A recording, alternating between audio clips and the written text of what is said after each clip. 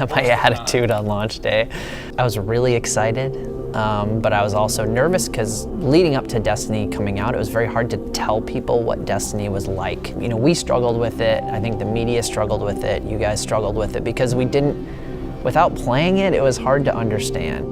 So we have our guys and we play it internally over and over and over again. We're constantly playing the game, but we know, like, until it gets into the hands of the masses, it's like we really don't have any idea of how it's going to be perceived or what people can do with it. They're like seawater, you know, we're not going to know if this thing is watertight until we launch it, you know, and at that point it's like, Godspeed, you know. Best of luck to all of us, because here comes the real test. At that point, like as soon as it came out, like we became in the hot seat because we knew like The Taken King was the next major release. We have to be paying attention more than anyone else to what's going on in the game, what's working, what's not. The whistle is blown, you're about to run out in the field, it's your turn. I think that with other games that I've worked on at Bungie, you exhale when it comes out. It just felt like when vanilla launched last year that like we were just starting to breathe. It wasn't like an exhale at all, other than to say like, we gotta start fixing stuff. It was really polarizing at launch, right? There was this huge, like, we don't get it, we don't understand it, people coming in and playing like the first 8 hours, and you know, we knew that it took a little while for people to grok what we were doing.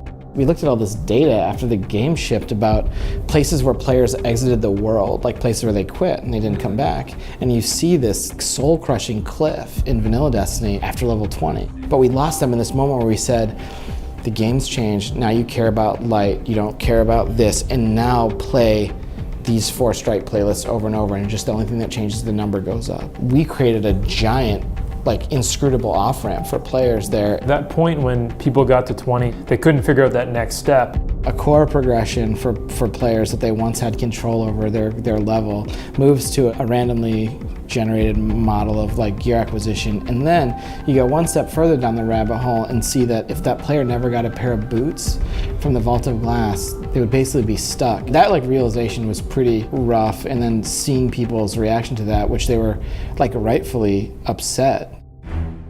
The most surprising thing for me is how much people play. I was really surprised by how much we continued to play the game after it came out. I don't think everyone understood exactly what we were making, like plain and simple. For the last, year and a half of my life, we charted like time playing Destiny, in development, time at work working on Destiny, time playing Destiny at home, and sleep. And you put all of those together and you said like, and what's left? I haven't got a chance to do much else. This is not just a job to somebody who's played for 600 hours. Like, this is a passion. Usually it's done, you ship it, and you're like, I want to do other things. I want to make more and play more Destiny. I love ranting about Destiny because we have this opportunity to make it better. The fans are awesome. I follow a bunch of the YouTubers and streamers on the internet, and the way they talk about the game and the memes on Reddit, like when Reddit used to have like all of the prefixes, like the last word, super good advice. Really, entertaining, but also insightful. Like, I look at it every night before bed. We're at work making this game. I got home at like 11:30 last night, so I don't know what happened in Destiny yesterday. Reddit does. From the beginning, I remember one of the first memorable things Jason said, we don't want to make a game that somebody plays and just puts on a shelf or takes back to a store. We want to make something they can keep playing, they can form memories around, and like a hobby. The only reason the community is so passionate is because they've really put themselves into their character. We call them like a doll. It's like your G.I. Joe, and you're taking them off the shelf. If compared to our last games like Master Chief itself is a cool character, but like my Guardian is like way fucking cooler than the Chief, because he's mine. With the previous games we did, we were able to in these big TU chunks, sure, every 3 months we'll have something and let's tweak some multiplayer maps, but the ebb and flow that we have now with the undercurrent of this massive experience that millions of people are playing every week is just totally different. So we had a lot of learning to do. I think we've learned the old bag of tricks that we had, the well-worn stuff that we would utilize in the Halo era doesn't work anymore, right? And so we used to be able to have a little bit of fun, be mysterious, kind of guard details and be cagey, and let's have some fun, we're gonna redact stuff and not tell you things. And in this world, they're just like, you shut the fuck up and you tell me exactly what I wanna know right now. There are people who showed up with more the mentality of a shareholder. I'm deeply invested in your progression system, and I want to know what is happening with the market for Glimmer. It's bottomed out, I'm not going to Mars anymore. It's like, if you want a creative writing assignment, you write a novel in your spare time. You could have told me all of this with 4 bullet points. I think the way a lot of people feel about Destiny, if you combine all the reviews and every forum post and everything, put it together, they say like, I love playing Destiny, but I hate that it's not better. Right? Like they're angry about it, right? Like I put in 900 hours and I'm mad. You can only be mad about something that you really care about. I think some of it is that it's a character that you've put all this time into. They're taking it personally when something changes. So in some ways that's been a really positive thing for us, but yeah, sometimes the fallout of when these changes do come around has been pretty hard. They log in every day and they show up and they look at their weapons and they see us as this person who comes in and looks at their weapon on the table and just like, smacks it off to the side and says, nope, sorry, like that was too good. You were having too much fun with that, I'm sorry. Like you're not supposed to have fun in this game, right?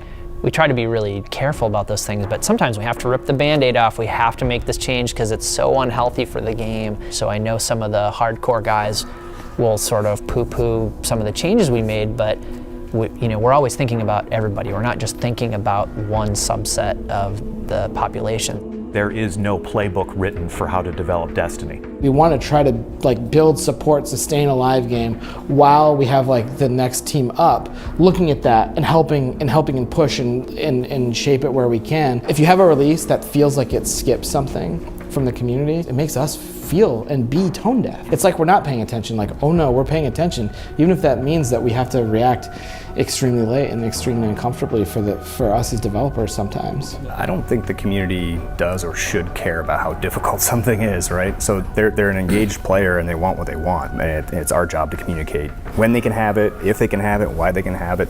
And it's definitely been one of the big sea changes for us, is trying to figure out how verbose can we be, how open can we be about the process. Ever since I showed up at Bungie, people have asked, how does the studio react to anything? And the answer is that it's always mixed. I think the way we react to things like loot caves has evolved too. Before that, the narrative around the studio was they want to make a game and you're going to play it their way. That was never our intent, but I think it came through loud and clear in the way that we were acting, right? There's what we say and what we do, right? Instead of shutting down the loot cave, we can think about how can we make the game more rewarding. Let's slope the floor to those types of experiences. Creating a monument to the loot cave in the place where it happened was a nice touch, because that's sort of evidence of the fact that this experience has evolved and this world is changing all the time, and we're learning from the way that the player behaves and reacting to make the game better overall.